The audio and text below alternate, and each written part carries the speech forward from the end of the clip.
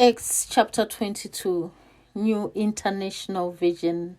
Brothers and sisters, listen now to my defense. When they heard him speak to them in Aramaic, they became very quiet.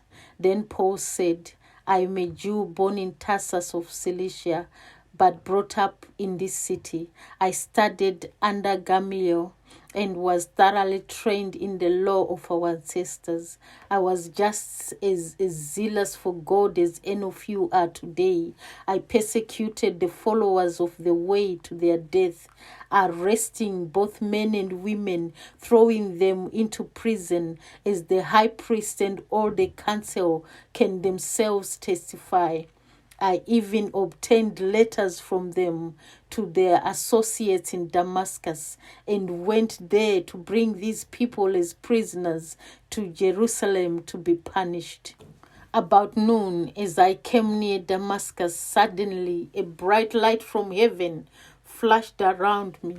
I fell to the ground and heard a voice say to me, Saul, Saul, why do you persecute me? Who are you, Lord? I asked. I am Jesus of Nazareth, whom you are persecuting, he replied. My companions saw the light, but they did not understand the voice of him who was speaking. What shall I do, Lord? I asked. Get up, the Lord said, and go into Damascus. There you will be told all that you have been assigned to do. My companions led me by the hand into Damascus because the brilliance of the lights had blinded me. A man named Ananias came to see me. He was a devout observer of the law and highly respected by all Jews living there. He stood beside me and said, Brother Saul, receive your sight. And at that very moment, I was able to see him.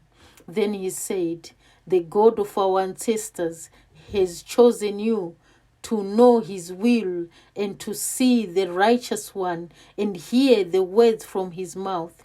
You will be his witness to all people of what you have seen and heard. And now, what are you waiting for?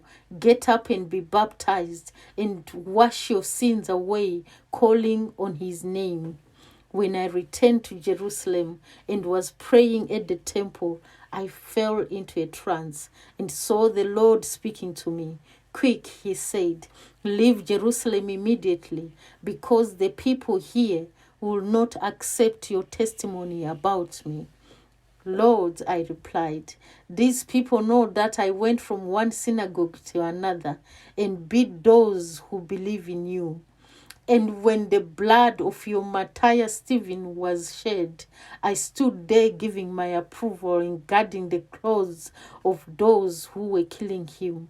Then the Lord said to me, Go, I will send you far away to the Gentiles. Paul, the Roman citizen. The crowd listened to Paul until he said this. Then they raised their voices and shouted, Rid the earth of him. He is not fit to live. As they were shouting and throwing off their cloaks and flinging dust into the air, the commander ordered Paul to be taken into the barracks. He directed that he be flogged and interrogated in order to find out why people were shouting at him like this. As they stretched him out to flog him, Paul said to the centurion standing there, Is it legal for you to flog a Roman citizen who hasn't even been found guilty? When the centurion heard this, he went to the commander and reported it. What are you going to do? He asked. This man is a Roman citizen. The commander went to Paul and asked, Tell me, are you a Roman citizen? Yes, I am, he answered. Then the commander said, I had to pay a lot of money for my citizenship, but I was born a citizen. Paul replied. Those who were about to interrogate him withdrew immediately. The commander himself was alarmed when he realized that he had put Paul, a Roman citizen, in chains. Paul before the Sanhedrin. The commander wanted to find out exactly why Paul was being accused by the Jews.